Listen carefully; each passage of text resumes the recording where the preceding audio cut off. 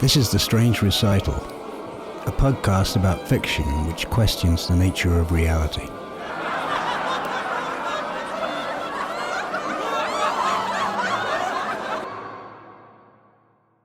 The scent of cardamom wafted from father. Mother wore a liripipe of azure silk that drew out her narrow chin, hazel eyes, and the grey streaks in her hair.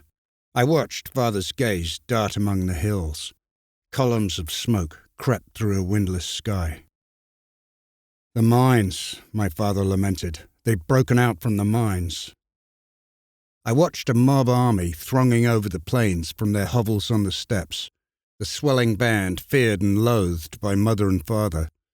Unlike my parents, however, I held these dim figures from the pits with their leather caps and makeshift weapons as symbolic of an impending uprising we may have deserved, but were not doomed to accept or repeat. Compassion, oversight, guidance. The future was forked and infinite, and might contain any of these. In the guise of self-imposed rebellion, I feigned nameless psychopathy, lounging about the manor, refusing to bathe, flinging myself to the ground at the slightest provocation. I quoted nonsense and pretended not to understand the most straightforward questions. I fasted inordinately. Father sent for the lawgiver from Grimke to speak to me. The man wore a merry jerkin embroidered with tulips and river barges, and a tall black cap with a single white feather. Evidently, he'd been warned of my mood. "Your Grace." He swept his plumed hat to his breast. I sneered. "Lawgiver, are you here to break into the coffers of our women and steal the goldenrod?" "No, lad, I come to give, not take. You should have brought jesters, fiddlers, carnival masks with beaks and felt moustaches. Or are you the jester? Where's your paper crown?" The lawgiver coughed an artificial cough into the knuckles of his hand. "My liege, festivities would jeopardize the calm that is essential for your health." "My health?" "You have grown thin, dark pockets under your eyes. You must eat." From his jerkin he withdrew a green leek and fell to one knee to present it. "I shall roast this vegetable for you. It has magnificent nourishing properties." I sniffed the leek. "It smells of death." "How so?" "Blood, stench, rotten as the stew of earth from which it sprang." "Where was it grown?"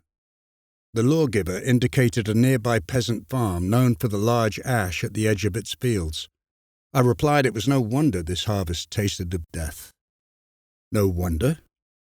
"The ash was a gallows tree. A gang of highwaymen came riding. They were caught and hung from its boughs. Vultures perched on the napes of their necks and tore their flesh. It is their blood I taste." The lawgiver retrieved his leek from my hands and bowed his big oblong head many times over as he backed away. His cheeks had gone pale. "Lad, I beg pardon, you were right. You are indeed right. I failed, and am a miserable wretch. I ask forbearance," etc. At last he disappeared out of the heavy oaken door, the plume in his cap dancing with shame. Mother, father, and I bickered through half our days. "You think this mask of silliness will help you gain your so-called freedom. Well, it shall not." Mother tossed another empty mead bottle into the garden pond, where it bobbed on the rippling water before it sank. She tested her theory of my mental state by bringing a high-born maiden to sport with me. When the girl arrived, I was alone in the garden practicing my fencing. Right foot forward, hand down. Left foot forward, blade extended. Sweep and feint, and so on, through the exercises. I heard a rustling behind me and swung about, my weapon poised. Her teeth were the colour of almonds, and her hair had all the ribbons of a maypole. I smiled, but offered no greeting before turning back and saluting my invisible fencing opponent, bringing my sabre up. I then turned my torso to the right, and the blade pointed diagonally to the ground. "A gallant weapon," said the maiden. "You move smartly." "Your name?" "Freya." Her eyes were violet. Her lips made the pallor of her skin almost startling. I replied without altering my guard. Mother thinks that having a pretty girl near me will prove my phlegmatic state is simply an act, that I will reveal my sanity by the earnest pursuit of you. Ah, we all act. She hesitated. You are not of this world. And you were as a mermaid longing for the sea. Am I pretty? Delightful? Am I mad? You are rude. You are haughty. I raised the tip of my sabre to a ribbon above the maiden's left ear and flicked it gently, so the silk separated and fell among the stems of grass. I will admit my blade struck closer than I had intended, and the lobe issued a tiny drop of blood. The shocked maiden fled, shouting protest. My parents descended on me with magnificent outrage. "Wicked fiend!" my mother shouted. Father's velvet robe swirled as he trumped along the granite balustrade. "Do you not want to enjoy our peaceful existence? You're not to be trusted." I replied with the unwavering gusto of youth, "If it is fated that we must clash with that horde, then let us do so. Give me war over occupation." My father snorted. Occupation would be a mercy in this age of swords, this age of axes when betrayal is certain. Father stared as if transfixed. Devilish rationalism has kicked the stilts out from under everything. No certainty, none. In the absence of certainty, they'll kill each other over a minor slight. They will seethe with resentment and oppress the tiniest difference. A warm pot and strong drink is the answer for them. I surveyed the plain. The evening seemed to have lurched forward unexpectedly. A bright moon showed upon the gloom. The clattering masses had encamped for the night. Their cooking flames danced among broken tumbrils and staves as they boiled stews of chaff and scavenged meat. A rancid fetor drifted down from the tents. I resolved to escape. The moon had lifted, a milky lozenge glimmering through the boughs. I slipped my spurs over my boot heels and crept to the stable to find a mount, a grey stallion with muscular hocks. The painted birchwood saddle chafed my thighs. I dropped my steed's pace to a canter. By dawn I arrived at Grimke, a metropolis compared to the villages scattered about our estate. By afternoon I was stumbling from one public house to another, adamant about spending my final hours in a hedonic blur. I ended in an establishment with the unfortunate name of the Vole's Head Inn, a lamplit cave with hams and ropes of garlic strung from the rafters. A carboy of cognac found its way to my elbow and a plump redhead to my knee. "You're darling, love," the redhead whispered, her voice rough as coals scraping on a grate. "Such a comely face with your flowing dark hair and skinny arms, hands always twitching. I bet you can work magic with those fingers. Shall we go upstairs, sweet?" A man of late middle age with a pocked nose stood aloof by the belching hearth throughout my cavorting, a hairy cap on his head. He had laced his hands behind his back in a posture of restraint. What he thought as he watched remained uncertain, since he showed neither patience nor impatience. I dropped my voice to the lass. "Who is our friend?" The redhead was half-turned to him. "Never seen that old runestone before." I portioned a drink from the carboy, extending the goblet to the stranger. "Mister, you look hard, as if hewn from a block of granite. Split by great forces, were you? Come sit on our plank and tell us a tale." I jiggled the redhead on my knee to make the invitation more inviting. The visitor received my cup with a curt tuck. Yet soon enough he was on the bench with us, elbow deep in cards and cognac. Hangers-on collected about our table, filching drink and harvesting fallen coins. "Let's play that old game so popular deep in the forests of the West." Before I knew it, the stranger was dealing a game with a deck not familiar to me, cards backed with an assortment of boars, wreaths of flowers, knights on horseback, and skeletal harlequins. The rogues took positions on the benches on every side. I made my way about the table, asking names. "Who are you?" I asked. One held his clay pipe with tongs. Dirk Dogsturd, he replied. Jan van Hogspew, offered the second, having staggered in after pissing in the dark. The last, an ancient geezer, sat in silence, his skull violet, and opened muscles in a bowl. And him? I asked, upon hearing nothing from the man himself. Dirk Dogsturd gobbled at the grate. Old prick, he said. The dealer shuffled out cards. I understood none of the rules, if there were any. Round after round I declared my losses and spread my cards face up. Rain, wind, fire, a secret bestial peace, Old prick cried at last, as if summoning a forgotten prophecy. The others stared at him as if he was mad. I had forfeited my gold within an hour. Finally, the card dealer slid back on the bench and tugged his hairy cap. "Do you want to break the curse?" he asked. His eyes looked as if they'd been dredged from the bottom of the sea. Redhead tugged the small hairs on my neck.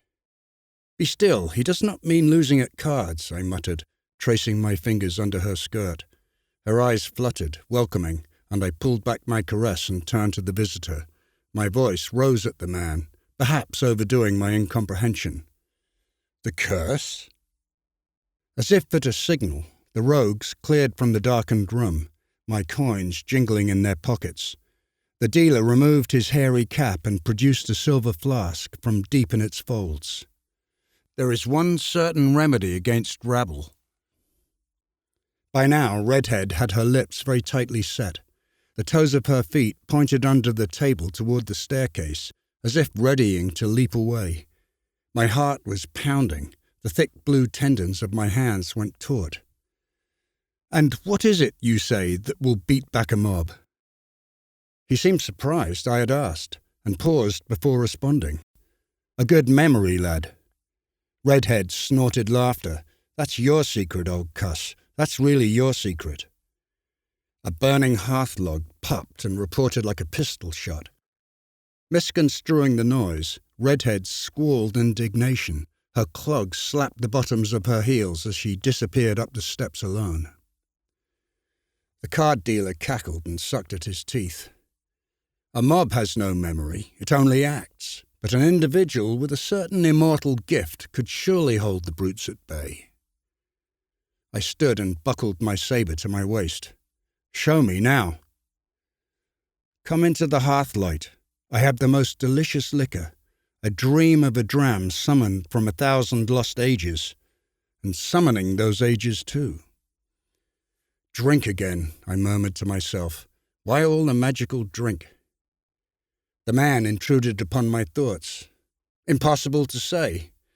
This drink, however, is liquid poetry, sweet yet bitter, musky yet clear as starlight. Taste, oh taste and see." The ancient brute unhooked a drinking horn from its peg in the hearthboard, steadily filling the vessel. "There is a price, lad." I drew back. All my gold was not enough? Alas, it was not. The silver liquor lapped at the rim of the horn. I thought of my parents and then of my scorn for them. Perhaps there was something that could potentially become momentous. Perhaps I could persuade my father to shed his ire and my mother her taste for afternoon mead. Perhaps I would shed my feigned madness. Perhaps the bargain would lead to a united front against the chaotic legion. Perhaps. I said, "This magic drink will dispel that inhuman concourse forever, and we may live in our great hall unmolested?" The card sharp cackled and sucked at a tooth.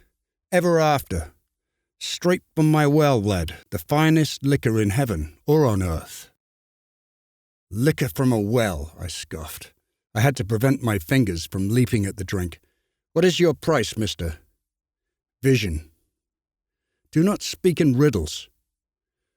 "No kenning, lad. Vision for vision, sight for sight." Impatient with his puzzles, I seized the horn from that miserable carcass. The drink was icy and stung my throat. It was as if a shard of a glacier had pierced me, yet simultaneously as if I'd licked honey straight from the comb. The taste was richer even than the herbs of the grove my mother crushed into her mead. Thus, I expected the tributaries of the ages to mix and eddy. Did I expect to regain something? Time? A new life? But I remained as I was, in place at that hour, with no wave of the hours drawing me back. I said, I shall not be enamoured and held hostage by false promises. You shall not be. Thus, swifter than I could have supposed, the old corpse made a poniard appear in his claw and thrust it at my face. I threw my forearm up in what was a useless gesture. The steel slit the flesh of my left eye. I fell to the floorboards. The liquor winked silver on the hearthstones. Blood ran between my fingers. You wanted release? The mad stranger hissed. This is your release. The vast cycle of ages will advance without disruption. The price? Sight for sight, vision for vision. You will remember everything and see everything, and you shall wander haunted among mortals seeking meaning. I managed to spit out an insensible reply. The future is forked and infinite. Yes, and you shall know every possible path on the way to your mad destiny. Flat on all fours, I saw with my remaining eye the pointed toe of his narrow leather shoe rising to strike my ribs. Nauseated with the extreme pain, I collapsed again to the hearthstone. He said, Your wisdom shall be vast. Call this vision and this curse what it is, a gift. My foe disappeared out of the inn door, a wraith into the moonlight. Redhead bounded down the staircase at my howls and wrapped my ravaged face in linen undergarments retrieved from the loft. What a fool I had been, she chided, for not only was I missing an eye, my gold was gone, and she would not see another kroner of it. Once I was out of mortal danger enough to think, and bandaged sufficiently by my nurse to ride, I ordered my stallion to be saddled. My spurs clattered on the stair as I descended. When the lackeys had finished their task, I leaped onto the back of my mount and made off at a gallop. The horse's shoes sparked on the cobblestones. Women screamed and windows slammed shut as I escaped. Farmers stabbed their forks into the turf and made foul cries. I hurtled through the thick forest, covering more than 30 leagues in 6 hours, spurring and whipping the beast until it reared in misery. Occasionally I stopped to listen, only to hear the laughter of my thieving companions haunting the glades. My determination grew into a fury. Dawn advanced, and soon a fiery spot of orange hovered low in a hidden sky. At last the forest's darkness broke, and a meadow opened up before me. I wiped the dripping sweat from my brow. The horse was entirely winded from the long crossing. I may have killed the poor beast, I thought, dismounting, and followed the path from the tree's edge. My spurs clattered on the stones. The wall of my family compound emerged. The ravaged palace grounds were scored with buckshot. Broken hafts of farm tools and wooden helmets littered the way. I threw open the splintered wooden front door. The interior was a ruin. Rust showed on the iron fireplace. The spit caked with half an inch of char, and the once gleaming ancestral table bore the scars of crude knives. I strode down long passages until I reached the small paved courtyard, ever the last sanctuary of my parents. Rank shoots wilted in a corner garden bed. The wind caught the scent of rot and cast it in eddies about the space. Light played on the shuttered lead windows. I immediately recognized their forms, impossibly hardened into statues of glass. Clear, shimmering glass, glowing with a misted light from within, deliquescing. Father in his opera hat worn too low, the corners of his thin mouth sloped down towards the folds of his cheeks. Mother, liripipe framing her face, clutching a sprig, staring off into an unpeopled country. A black raven perched on the head of each statue. One had a white feather in its tail. Her companion was as black as onyx. Summoning the ravens to my shoulders, I bid them tear strips from my neck. Yet the birds seemed to refuse my imprecations, cawing to me instead. Min, min, minute, the raven with the white tail feather chided. Tak, tak, tanka, her mate echoed. That was The Constable's second autobiography, by Vic Peterson, narrated by Tom Newton. This is a chapter from Vic Peterson's novel, The Berserkers, Recital Publishing, 2023.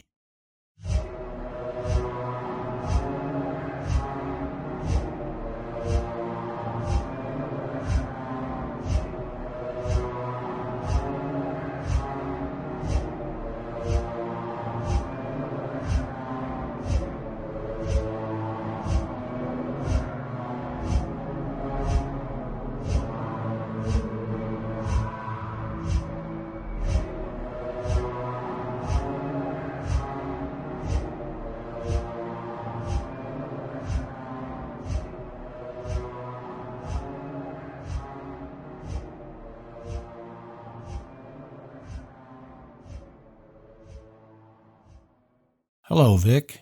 Welcome to your third time on The Strange Recital. Thanks for having me back, Tom and Brent. Show number 3. I feel like a veteran now. Well, I hope the wound heals quickly. But let's clarify the title of this episode. It's one of the chapters in your novel, The Berserkers, and it's called the Constable's Second Autobiography because, well, why don't you tell us, and give us an idea of how it fits into the novel overall. The Constable is a key character in the story. He's a wily figure, sometimes reliable, often untrustworthy. For reasons that I leave unclear in the novel, the Constable writes 2 radically different versions of his life story. The first autobiography is mildly surrealistic. The second version is obviously fantastic, and that's the story that we hear in today's podcast. I never answer the question in the novel about why the Constable writes 2 such different life stories, other than to imply that he's intentionally destabilizing the other character's expectations. Now, the author's intent, the author hoped to evoke similar bewilderment and intrigue within the reader. Those who've read J.G. Ballard's famous short story, The Garden of Time, will recognize your allusion to it in this excerpt. It's almost as if you're expanding on his story. Maybe Ballard's Count and Countess had a rebellious son, but he just decided to leave that part out. That rebellious son with his feigned madness reminded me of Hamlet. Was Shakespeare an influence too? Yes, so what was your thought process? I'm just oddly motivated by that story by J.G. Ballard, The Garden of Time. And yes, in that life, the Constable resembles Hamlet. But the deep source of the Hamlet-like qualities in this section are not actually from Shakespeare. I drew them from an ancient story by a writer named Saxo Grammaticus, who was a medieval Danish historian. And the story he wrote was called Amleth, Prince of Denmark. And Saxo lived a few hundred years before Shakespeare, and his story was the source material for Shakespeare. I didn't know that. So Saxo's work is where I get the elements of smelling the gallows tree's odor and some other creepy details that aren't in Shakespeare. But these aren't just Easter eggs. They bind the narrative. We should probably point out that the style or narrative voice of this segment is quite different from most of the rest of the novel, in which you used a first-person narration by a young musician of current times, with contemporary language and a simpler vocabulary. So, tell us about the rationale and the challenge of making that stylistic switch. The Berserkers is built around motifs and episodes from the ancient Norse sagas. Those ancient stories move from mundane, realistic sequences to stretches that include dreams and prophecies, and witches, giants, dragons, and many other really cool, strange creatures. In the main story in my book, I try to be subtle about this switch-up. It reads as fairly realistic, but with a mythological undertone. In the chapter we just listened to, I jumped entirely outside of that realism. Why did I do that? I wanted to mirror what happens in the Norse sagas. I wanted to kind of operate for the reader a little bit like reading a Norse saga, where you're flipping back and forth between these two modes, realism and fantasy. Mm. I also felt it was fun to write and an engaging story as a set piece. Yeah. Speaking of the novel as a whole, it's important to point out that from a literary point of view, it does not fit easily into any category. It seems like Nordic noir, but it's more than that. It's got elements of sword and sorcery, but it's set in our modern world. If it were a movie, it would have a heavy metal soundtrack. Yeah, and it's quite funny with character names like we just heard. Dirk, Dog's Turd, and Jan van Hogspew, and Old Preek. As you can hear, I'm trying to give it the Scandinavian flavour on the accent. Right. So what are your thoughts about this genre busting? My first loyalty is to telling a good story, but I'm a little eccentric in my storytelling, and I end up pushing it against the guardrails. Although that's not a programmatic goal of mine, so much it's just the way things end up when I write. Um, your comment about Dirk Dog's Turd and Jan van Hogspew and Old Prick kind of illustrates that point. Uh-huh. True confession.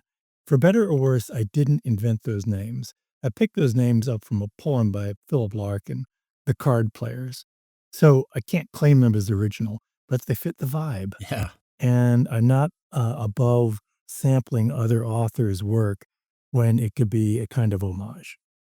But I do a lot of crazy things in the book like that, incorporating bits and pieces of other writers' work and blending them into the story in a way that I hope is just barely detectable. You picked up on Ballard and Hamlet, Saxo Grammaticus, and I mentioned the Norse sagas, all of that. I'm taking bits and pieces and using them to mold a new story. Some people might think of it as plagiarism, but it's not. Not in my book.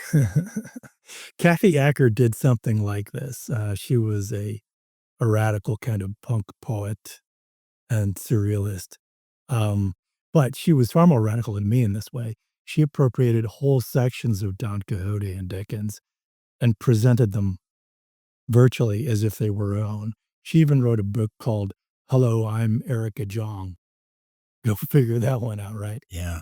But a more accessible example of the same kind of, um, borrowing from others is Salvador Dali. Salvador Dali, the painter, does this boldly. He puts images from other artists into his paintings, and he has a bunch of canvases that rework the image of the Venus de Milo, blending it with, for example, Playboy magazine centerfold pieces. I mean, it's crazy.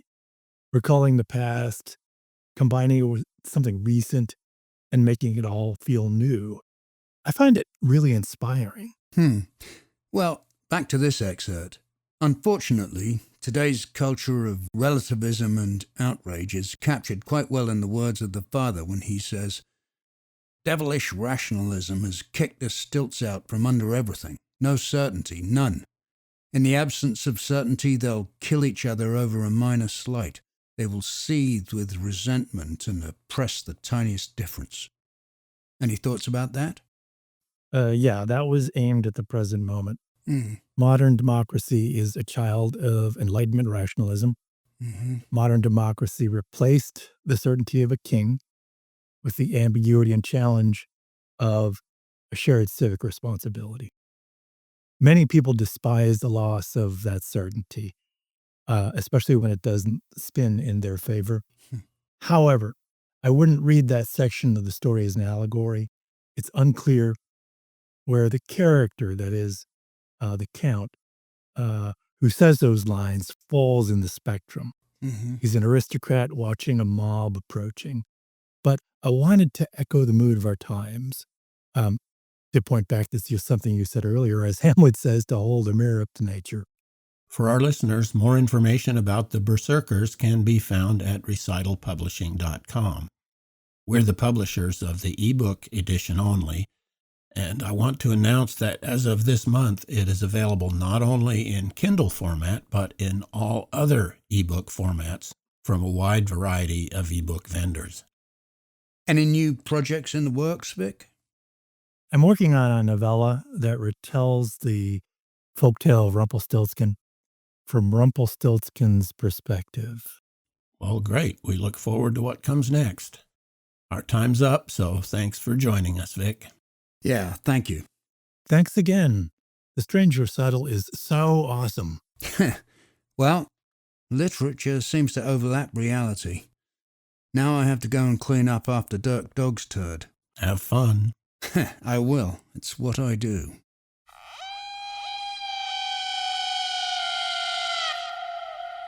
You've been listening to The Strange Recital on the web at thestrangerecital.com. Music on this episode was Chant by Comascape. This was episode 25111.